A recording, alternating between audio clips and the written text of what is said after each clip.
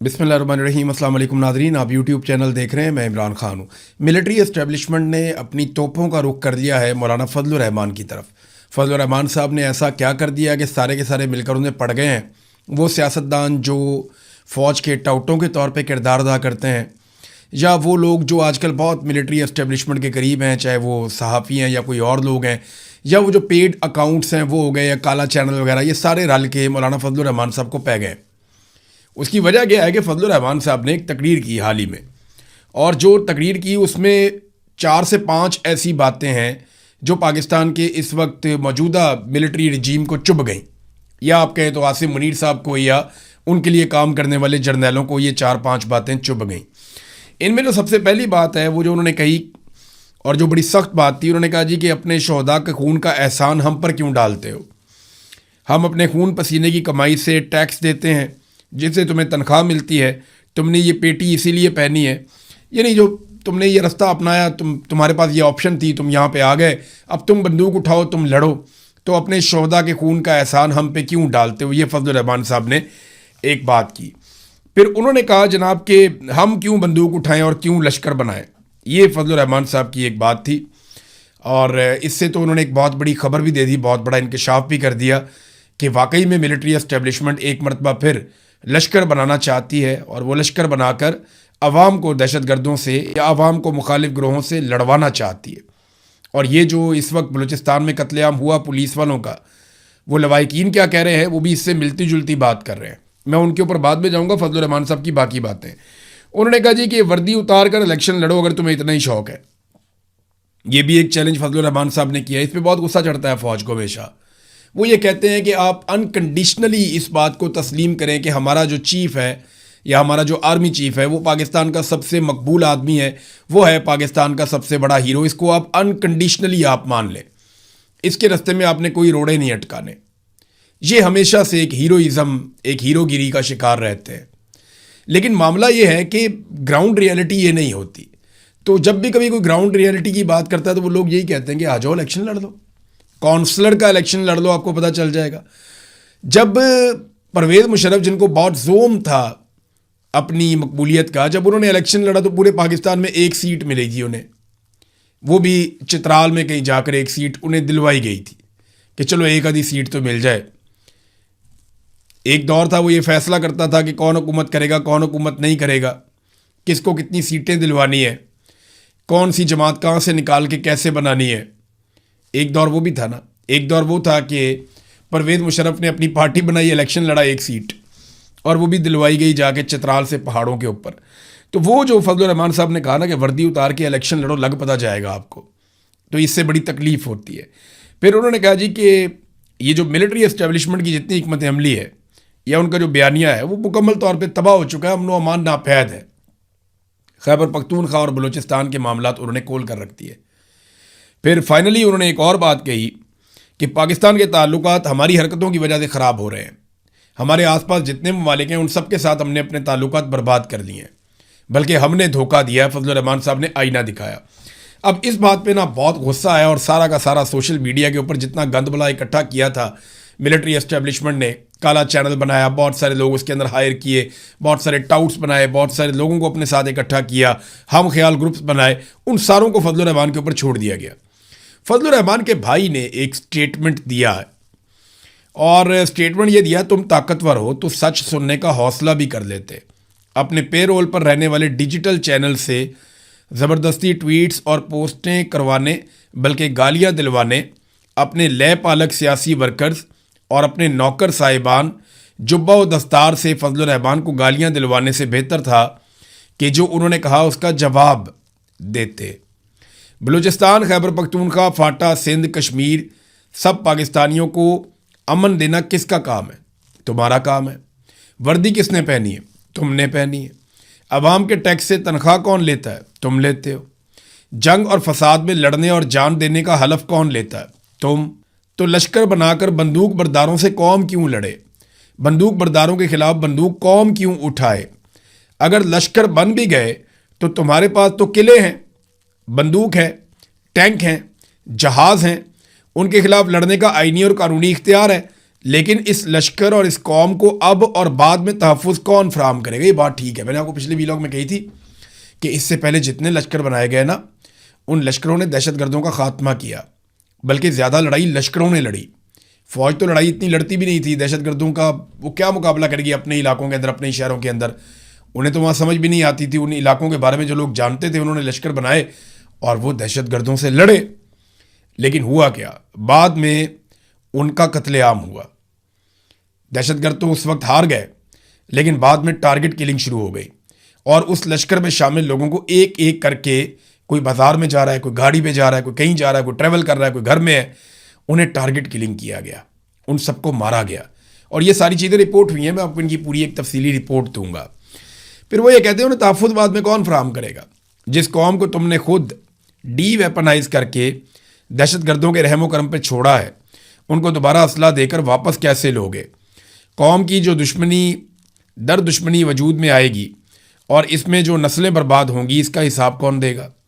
اور ان غیر ریاستی لشکروں سے پھر باقی قوم کو تحفظ کون دے گا؟ جیسا کہ خیبر پختونخوا کے چند اضلاع میں ہو رہا ہے. پھر ایک اور پرابلم بھی ہے نا، یہ تو بعد میں صلح بھی کر لیتے ہیں. یہ تو آج کہتے ہیں بیڈ طالبان ہے، کل کہتے ہیں گڈ طالبان ہے. کل دوبارہ ان کی دہشت گردوں سے صلح ہو جاتی ہے تو وہ دہشت گرد آ کے ان لوگوں کو نہیں ماریں گے جو ان کے کہنے پہ پہلے دہشت گردوں کو مار رہے تھے. یہ بھی بڑا پرابلم ہے. مولانا صاحب یہی پوچھ رہے ہیں، تو کیا غلط پوچھ رہے ہیں؟ جواب تو دینا ہوگا اور دلیل سے دینا ہوگا.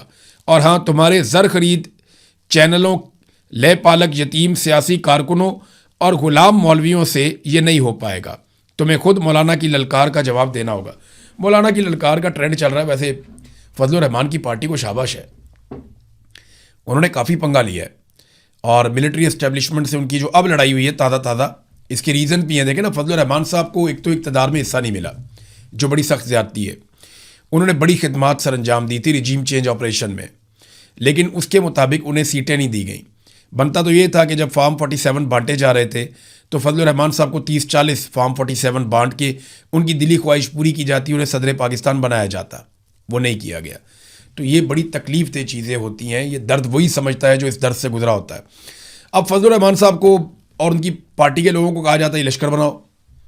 انہوں نے پول کھول دیا. اور یہ لشکر بنانے کے بارے میں یہ جو قتل عام ہوا ہے نا پولیس والوں کا، سیکیورٹی اہلکاروں کا زیارت میں کوئٹہ کے قریب، یہ واقعات اسی سلسلے کی ایک کڑی بتائے جاتے ہیں. یہاں پہ لواحقین جو ہیں وہ ابھی بھی لاشیں رکھ کر سڑکوں پہ بیٹھے ہوئے ہیں، اور ریاست کو کسی قسم کا کوئی احساس نہیں ہے. کوئی اس پہ بات کرنے کو بھی تیار نہیں ہے. پاکستان کے میڈیا کو اجازت ہی نہیں ہے کہ وہ اس کے اوپر بات کرے.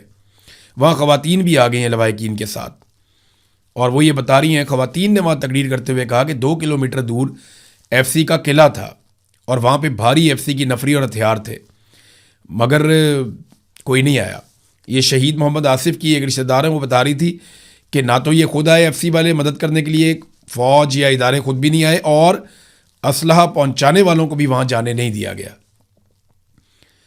اور وہ کہتے ہیں ہمارا قصور یہ ہے کہ بلوچستان منرلز سے بھرا ہوا ہے، معدنیات ہیں بہت زیادہ وہاں پہ، اور آپ اسے ہڑپ کرنا چاہتے ہیں. دہشت گردوں نے ہمارے پیاروں کے چہروں پر تیزاب پھینکا. ایسا ظلم تو فلسطین میں بھی نہیں ہوتا. تو ہم دعا کرتے ہیں کہ یہ آخری شہدا ہوں پولیس کے، سیکیورٹی فورسز کے. لیکن یہ لیویز کے ساتھ، پولیس کے ساتھ لگاتار ہو رہا ہے، لمبے عرصے سے ہو رہا ہے. تو ناظرین، فضل الرحمان صاحب کی تازہ لڑائی ہوئی ہے، اور لڑائی کا ریزن یہ ہے کہ ملٹری اسٹیبلشمنٹ نے فضل الرحمان صاحب کو دھوکہ دیا. جو ان کے ساتھ چیزیں طے ہوئی تھی وہ نہیں کی، اور اب فضل الرحمان صاحب سے ڈو مور کی ڈیمانڈ کر رہے ہیں. تو باری باری سب کی باری ہے. اگر سارے اکٹھے ہو کر نہیں لڑیں گے تو یہ سب کو باری باری ماریں گے. یہ بات تو سچ ہے. ابھی تک عاصم منیر صاحب نے کس کس سے لڑائی کی اور کس کس کو فتح کر دیا ڈرا کر دھمکا کر، اور کون کون ایسا ہے جس نے سرنڈر نہیں کیا، وہ میں آپ کو بتاتا ہوں. آرمی چیف بننے کے بعد انہوں نے یہ جو لڑائی کی، ایک تو انہوں نے پیپلز پارٹی اور پی ایم ایل این نے تو فوری طور پہ سرنڈر کر دیا. پی ایم ایل این اور پیپلز پارٹی کو انہوں نے فتح کر لیا، اور ان جماعتوں نے مکمل طور پہ ملٹری اسٹیبلشمنٹ یا آرمی چیف کے سامنے سرنڈر کیا ہے، بلکہ اس لیول کا سرنڈر کیا ہے جو تاریخ میں کسی اور پولیٹیکل پارٹی نے نہیں کیا. آج آصف علی زرداری جو انقلابی بنا پھرتا تھا، وہ یہ کہتا ہے اپنے جلسوں میں کہ جناب ہم اسٹیبلشمنٹ کے ہاتھ مضبوط کریں گے. بلاول بھی اسی طرح کی تقریریں کرتا ہے، جبکہ نواز شریف جو ہے اس کو چپ کا روزہ لگ گیا ہے، اور شہباز شریف اقوام متحدہ تک میں جا کر فیلڈ مارشل کی گردان کرنے سے باز نہیں آتا. تو انہوں نے منہ کے اندر جوتا دبایا ہوا ہے اور پالش میں لگے ہوئے ہیں. تو اب عاصم منیر صاحب کا تازہ مقابلہ تو فضل الرحمان سے ہے، لیکن ابھی تک جو ان کے مقابلے ہوئے نا اس میں پہلا مقابلہ انہوں نے عمران خان کے ساتھ کیا عاصم منیر نے. تو اس مقابلے کے نتائج یہ ہیں کہ ابھی تک عمران خان ناقابل شکست ہے، وہ ہار نہیں رہا بلکہ اس نے جیل سے بیٹھ کر عاصم منیر صاحب کو بدترین شکست دی 2024 کے فروری کے انتخابات میں. دوسرا مقابلہ عاصم منیر صاحب کا ہوا تحریک لبیک سے TLP والوں سے، اور اس مقابلے میں بھی ایسا لگتا ہے کہ وہ دونوں بھائی ہار ماننے کو تیار نہیں ہیں. انہیں ابھی تک جبری طور پہ لاپتہ رکھا گیا ہے، اور کبھی کبھی وہ زور لگاتے ہیں، کبھی سوشل میڈیا پہ، کبھی کسی اور طریقے سے، لیکن PTI نے ان سے بہت بہتر لڑائی لڑی ہے. تیسرا مقابلہ مہارنگ بلوچ کے ساتھ ہوا عاصم منیر صاحب کا. وہ آزادی اظہار رائے کا استعمال کرتے ہوئے انسانی حقوق مانگ رہی تھی بلوچستان کے لوگوں کے لیے، تو انہیں جیلوں میں ڈال دیا گیا اور انہیں لمبی لمبی سزائیں سنا دی گئیں مہارنگ بلوچ کو اور ان کے ساتھیوں کو. تو وہاں پہ بھی وہ لوگ ہار نہیں مان رہے. چوتھا مقابلہ جو عاصم منیر صاحب کا ہوا وہ اسلام آباد میں ہوا ایمان مظہری اور ان کے شوہر سے. اس مقابلے میں جو ہے وہ انہوں نے دونوں میاں بیوی نے سرنڈر نہیں کیا. بدترین حالات کا وہ سامنا کر رہے ہیں لیکن انہوں نے ابھی تک سرنڈر نہیں کیا. میڈیا نے سرنڈر کیا ہے عاصم منیر صاحب کے سامنے. اگر کہیں اوورال آپ دیکھیں تو زیادہ میڈیا عاصم منیر صاحب کے سامنے سرنڈر کر گیا ہے. عدلیہ جو ہے وہ آلموسٹ آپ سمجھ لیں 80% عاصم منیر صاحب کے سامنے سرنڈر کر گئی ہے. لیکن پاکستان تحریک انصاف نے سرنڈر نہیں کیا، مہارنگ بلوچ نے، ایمان مظہری نے سرنڈر نہیں کیا. اب کشمیریوں کے ساتھ ایک تازہ لڑائی شروع ہوئی ہے. اس میں کشمیری ہار نہیں مان رہے. یہاں برطانیہ میں کشمیریوں نے ریکارڈ احتجاج کیا، تاریخی احتجاج کیا، اور کشمیری آزاد کشمیر میں بھی ڈٹ کر کھڑے ہیں، تو وہ بھی ہار نہیں مان رہے. اب تازہ لڑائی جو آخری ابھی شروع ہوئی ہے عاصم منیر صاحب کی وہ ہے فضل الرحمان صاحب سے. تو دیکھتے ہیں کہ فضل الرحمان صاحب کب تک لڑ پاتے ہیں. فضل الرحمان صاحب ایسے لمبی لڑائی کبھی بھی نہیں لڑتے. انہوں نے تو پرویز مشرف سے بھی لمبی لڑائی نہیں لڑی تھی، وہ بیچ میں کہیں نہ کہیں. اور فضل الرحمان صاحب تب تک لڑتے بھی نہیں ہیں جب تک کہ انہیں پوری طرح یقین نہ ہو جائے کہ اب لڑائی لڑنے کا وقت آ گیا ہے. یا تو عاصم منیر صاحب کا جو مکمل فیلئر ہوا ہے ان کے رجیم کا، انہوں نے پاکستان کی ہر شے کو تہو بالا کر کے تباہ کر دیا ہے اور اس رجیم کو کوئی کامیابی نہیں ملی. اس کی وجہ سے شاید بہت زیادہ انٹرنل ایک رد عمل ہے اور فضل الرحمان صاحب اس صورتحال کو بھانپ گئے ہیں. ورنہ فضل الرحمان صاحب موقع محل دیکھے بغیر کبھی بھی لڑائی میں اترتے نہیں ہیں. یہ بات ہم سب بڑی اچھی طرح جانتے ہیں. ناظرین، سہیل افریدی صاحب، بلکہ خواجہ آصف صاحب نے جو سٹیٹمنٹ دیا پہلے ذرا وہ آپ دیکھ لیں. بڑا سخت سٹیٹمنٹ خواجہ آصف نے دیا فضل الرحمان کے خلاف.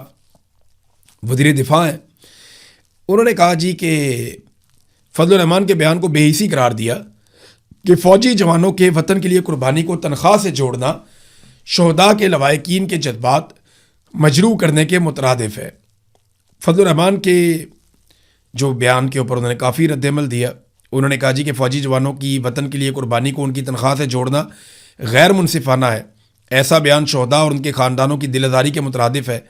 کوئی شخص محض تنخواہ کے لیے اپنی جان نہیں دیتا. انہوں نے کہا کہ جان کی قربانی کے پیچھے کسی نظریے، عقیدے، فرض، وطن سے گہری وابستگی ہوتی ہے. آپ کا حالات و واقعات یا طریقہ کار سے اختلاف ہو سکتا ہے. نظریے، وابستگی، محبت، قربانی کی توہین آپ نہ کریں. تو بڑی لمبا چوڑا انہوں نے ٹویٹ کیا فضل الرحمان صاحب کے خلاف. انہوں نے بولا خواجہ آصف نے، لیکن خواجہ آصف نے ماضی میں کیا بولا تھا ذرا یہ آپ سنیے، بڑا مزیدار ہے. میں آپ کو سنانا چاہتا ہوں تاکہ آپ کو پتہ چلے کہ یہی خواجہ آصف اسی فوج کے بارے میں ماضی میں کیا فرماتے تھے. سنیے. سینکڑوں اور ہزاروں ارب بلکہ tens of thousands of billions of rupees and dollars جو ہے ہم نے پچھلے 58 سال پہ دفاعی بجٹ پہ خرچ کیے. اور داستان کیا ہے؟ 48، 65، 71، 84 اور 99. کوئی آزاد کمیشن جو ہے اس ملک کے نمائندوں کا اگر بٹھا دیں اور ان 5 جنگوں کی انکوائری کروائیں تو کسی بھی شخص میں ایک رتی بر بھی جو سیلف ریسپیکٹ ہوگا تو اس کا سر جو ہے جھک جائے گا. لیکن آج بھی یہ پوری امپیونٹی کے ساتھ اپنا سینہ چوڑا کر کے ڈیفنس بجٹ کو کلیم کر رہے ہیں اور مانگ رہے ہیں قوم سے. قوم کی ہڈیوں سے گوشت تک جو ہے انہوں نے نچوڑ لیا ہے اور اتار لیا ہے. قوم ایبجیکٹ پاورٹی میں رہ رہی ہے. قوم جاہل ہے، مفلس ہے، غریب ہے، پانی کا پینے کا پانی نہیں ملتا. یہ جی خواجہ آصف صاحب کو آپ سن رہے تھے. اس کے علاوہ میں آپ کو اور سناتا ہوں. خواجہ آصف صاحب نے یہیں پہ ایک اور بات بھی کی، وہ بات بھی سننے کے قابل ہے. یہ ذرا آپ سنیے کہ خواجہ صاحب کیا فرما رہے ہیں. اگر یہ ویلفیئر اسٹیٹ ہے پاکستان، میں مانتا ہوں یہ ویلفیئر اسٹیٹ ہے، اگر یہ ویلفیئر اسٹیٹ ہے تو صرف اور صرف پاکستان کی افواج کے لیے ویلفیئر اسٹیٹ ہے, پاکستان کے عوام کے لیے یہ ویلفیئر اسٹیٹ ہے. اگر یہ گارنٹی کرتی ہے کریڈل ٹو گریو ویلفیئر کا, یا یہ دیکھیں جی فوج کے بارے میں یہ خواجہ آصف صاحب کی رائے تھی. اور بھی آپ کو میں سناتا ہوں خواجہ آصف صاحب کیا کیا کہتے رہے. یہ اسلحہ جو ہم نے اپنی دفاعی افواج کو دیا ہوا ہے, یہ ہم نے ہندوستان کے آگے ان کو لڑنے کے لیے دیا تھا. یہ آج جو F-16 مانگے جا رہے ہیں $5 ارب کے عوض, کیا اس سے بلوچستان پہ بمباری ہوگی, وزیرستان پہ بمباری ہوگی, یا سندھ پہ بمباری ہوگی, یا پنجاب پہ بمباری ہوگی؟ کیونکہ آج تک تاریخ میں ہمارے حکمرانوں نے کوئی جنگ نہیں جیتی, اور جو بھی جنگ لڑی اس کی ابتدا ہمارے حکمرانوں نے کی. یہ لمحہ فکریہ ہے, ہم کو اپنی صفوں میں اپنے ملک کے دشمن تلاش کرنے پڑیں گے. ٹھیک ہے جی, یہ آپ سن رہے ہیں. اور بھی بہت کچھ بولا, بلکہ یہ سنیں آپ تھوڑا اور. اکبر بگٹی کا قاتل جو ہے, اکبر بگٹی اس سے بہت بڑا پاکستانی تھا اپنے قاتل سے. انہوں نے تو یہ بھی کہا کہ قوم کی ہڈیوں سے غدہ نکال کر کھا گئے. یہ انہوں نے فوج کو کہا تھا خواجہ آصف نے. یہ ایک اور ذرا سنیں آپ, ایک انٹرویو دیتے ہوئے خواجہ آصف نے کیا کہا, ذرا یہ بھی آپ سن لیں, آپ کو ذرا تسلی ہو جائے گی. یہ سنیے جی. انہوں نے قطر کی جنگ ہاری, آپ نے پوچھا ان سے کہ آپ نے قطر کی جنگ ہاری, 65 میں فیک جو ہے وکٹری ڈکلیئر کی, وہ پوچھا آپ نے. انہوں نے سیاچین ہارا, آپ نے پوچھا ان سے. انہوں نے کارگل ہارا, آپ نے پوچھا. دیکھیں جی, خواجہ آصف کا یہ ماننا ہے کہ پاکستان کی فوج ساری جنگیں ہاری ہے, اور 1965 کی جو ایک جنگ جس میں پاکستان کی فوج یہ کلیم کرتی ہے کہ وہ جنگ پاکستان نے جیتی تھی, وہ کہہ رہے ہیں جی وہ جعلی تھا. وہ جو ان کا دعویٰ تھا کہ 1965 کی جنگ جیتی ہے, خواجہ آصف کے بقول وہ دعویٰ جھوٹا تھا, فوج نے غلط بات کی ہے. اچھا, اس کے علاوہ خواجہ آصف کا یہ ماننا ہے, اور یہ بات سچ بھی ہے, کہ سیاچن پہ انڈیا نے قبضہ کیا, وہ پاکستان کا تھا, وہ انڈیا نے کنٹرول کر لیا اسے, بہت ساری چوٹیاں وہ لے گیا اور ان کو پتہ ہی نہیں چلا. پھر اسی طرح کارگل میں جنگ ہارے, اور وہ واقعی ہارے ہیں, اور وہ جس طریقے سے ہارے ہیں انڈیا اس کو سیلیبریٹ کرتا ہے, آج بھی سیلیبریٹ کرتا ہے. بڑے ہمارے قیمتی جوانوں کا خون وہاں پہ بہہ گیا تھا, اور وہ ایک ایسا ایڈونچر تھا جو پرویز مشرف صاحب نے کیا. نواز شریف صاحب آج بھی روتے ہیں کہ جناب میرے ساتھ پرویز مشرف نے دھوکہ کیا تھا. سہیل آفریدی نے ایک سرنڈر کیا پاکستان کی ملٹری اسٹیبلشمنٹ کے سامنے, تازہ سرنڈر ہے, میں آپ کے سامنے رکھ دیتا ہوں. سہیل آفریدی صاحب نے کیا یہ کہ جو خیبر پختونخوا کے ڈائریکٹر اینٹی کرپشن صدیق انجم, انہیں جو ہے وہ محکمہ پروسیکیوشن کو واپس کر دیا گیا, ان کی خدمات کو.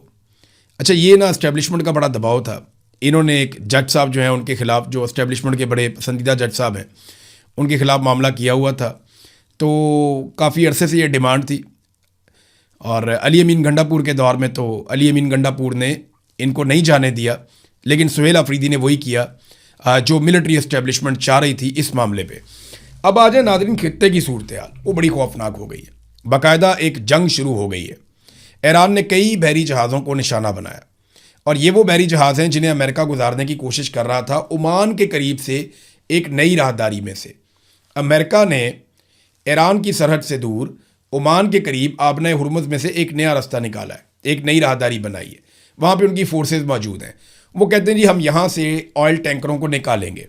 اب وہ وہاں سے نکالنا چاہ رہے تھے, ایران کہتے ہیں جی ہمارے بغیر آپ یہاں سے نہیں نکال سکتے, ہم یہ نہیں کرنے دیں گے. اور ایران سمجھتا ہے کہ یہ خلاف ورزی ہے اس معاہدے کی جو پاکستان میں ہوا تھا. بلکہ یہاں ایک سٹیٹمنٹ بھی آ گیا ہے, جو اسماعیل بقائی کا سٹیٹمنٹ ہے, یہ ایئر وائی کے اوپر چھپا ہوا تھا کہ کوئی شک نہیں اسلام آباد MOU ختم ہو گیا ہے. ترجمان ایرانی وزارت خارجہ اسماعیل بقائی, یعنی جو ہم جس پہ اترا رہے تھے, جس پہ ہم بہت بات کر رہے تھے اسلام آباد MOU کی, وہ ایرانی وزارت خارجہ کے جو ترجمان ہیں وہ کہتے ہیں جی وہ تو MOU اب ختم ہو گیا, یعنی اس کی تو خلاف ورزی ہو گئی. کیونکہ امریکہ نے بہت بمباری کی ہے پچھلے 3 دن میں ایران پہ. باقاعدہ اب ایک جنگ شروع ہو چکی ہے. ڈونلڈ ٹرمپ نے کانگریس کو بھی آگاہ کر دیا ہے اور یہ بتا دیا ہے کہ اب لڑائی ہوگی, اور باقاعدہ احکامات جاری کر دیے گئے ہیں. حملوں کی ایک کے بعد ایک لہر آ رہی ہے. ایران جوابی حملے کر رہا ہے. ادھر سعودی عرب نے اٹیک کر دیا ایک ایئرپورٹ پہ یمن میں, اور یمن کے جو حوثی ہیں انہوں نے اٹیک کر دیا سعودی عرب میں ایئرپورٹ کے اوپر, اور وہاں پہ کچھ آگ کے شعلے اٹھتے ہوئے دکھائی بھی دیے. لیکن سعودی سورسز یہ کہہ رہے ہیں کہ انہوں نے تمام جو میزائل مارے گئے تھے یا راکٹس مارے گئے تھے یمن کی جانب سے, ان تمام کو انہوں نے ہوا میں تباہ کر دیا. تو خطے کی صورتحال کوئی بڑی اچھی نہیں ہے, عجیب و غریب صورتحال پیدا ہو گئی ہے. یہاں ڈونلڈ ٹرمپ نے ایک سٹیٹمنٹ دیا جس کا جواب ایران نے دیا ہے. ڈونلڈ ٹرمپ نے دوبارہ اعلان کر دیا کہ آبنۂ ہرمز کی ہم ناکہ بندی کر رہے ہیں, اور گزرنے والے ہر جہاز سے 20% ہم فیس وصول کریں گے. یعنی امریکہ وہاں پہ ناکہ بندی کرنے جا رہا ہے آبنۂ ہرمز کی, اور جو جہاز وہاں سے گزرنا چاہتا ہے وہ ڈونلڈ ٹرمپ کو 20% دے دے. یعنی جتنے کا وہ مال لے کر جا رہا ہے, فرض کریں اس جہاز کے اندر 10 ارب کا مال ہے, تو 2 ارب روپیہ ڈونلڈ ٹرمپ کو دے دیں اور جہاز آپ وہاں سے نکال کر لے جائیں. تو یہ جناب اب ڈونلڈ ٹرمپ نے اس قسم کی بات کی ہے. اس کے جواب میں جو ایرانی وزیر خارجہ ہیں انہوں نے بڑا مزیدار رپلائی دیا. انہوں نے کہا جی کہ ایران ہمیشہ سے آبنۂ ہرمز کا محافظ رہا ہے اور ہمیشہ رہے گا, اور یہ جو ڈونلڈ ٹرمپ نے آبنۂ ہرمز پر فیس وصول کرنے کا جو بیان دیا ہے, انہوں نے کہا جی بالکل درست بیان ہے ان کا. جو بھی آبنۂ ہرمز میں کمرشل جہازوں کو محفوظ رستہ فراہم کرتا ہے اس کو اس کام کا معاوضہ ملنا چاہیے, اور ہم یہ کام کرتے رہے ہیں. انہوں نے مزید کہا کہ 20% بہت زیادہ ہے, ہم دام بہت مناسب رکھیں گے. یہ جناب ایران اس وقت کہہ رہا ہے کہ جناب ہمارا کنٹرول ہے, ہماری جگہ ہے, یہاں سے جو گزرے گا ہمیں فیس دے کر جائے گا, جبکہ ڈونلڈ ٹرمپ نے 20% فیس رکھ دی ہے. تو وہ جو ایک سارا ماحول بنا تھا جنگ بندی کا, معاہدے ہو رہے ہیں, بات چیت ہو رہی ہے, وہ تو سارا پڑ گیا کٹائی میں. اب جب امریکہ کو دوبارہ فیس سیونگ چاہیے ہوگی تو امریکنز پاکستانیوں سے رابطہ کریں گے اور دیگر جو فریق ہیں ان سے رابطہ کریں گے, اور ہم دوبارہ سے امریکہ کو فیس سیونگ دیں گے. تو پھر سے ہم کہیں گے جناب ہم ثالثی کروا رہے ہیں, ہم بہت طاقتور, بہت بڑے ہو گئے ہیں, جبکہ ہمارا بلوچستان, ہمارا کشمیر, ہمارا پاکستان جس طرح جل رہا ہے, جن حالات میں وہاں پہ لوگ گزارا کر رہے ہیں, اس کا ہمارے پاس کوئی حل نہیں ہے. اب تک لیے اتنی, اپنا خیال رکھیے گا, اپنے اس چینل کا بھی. اللہ حافظ.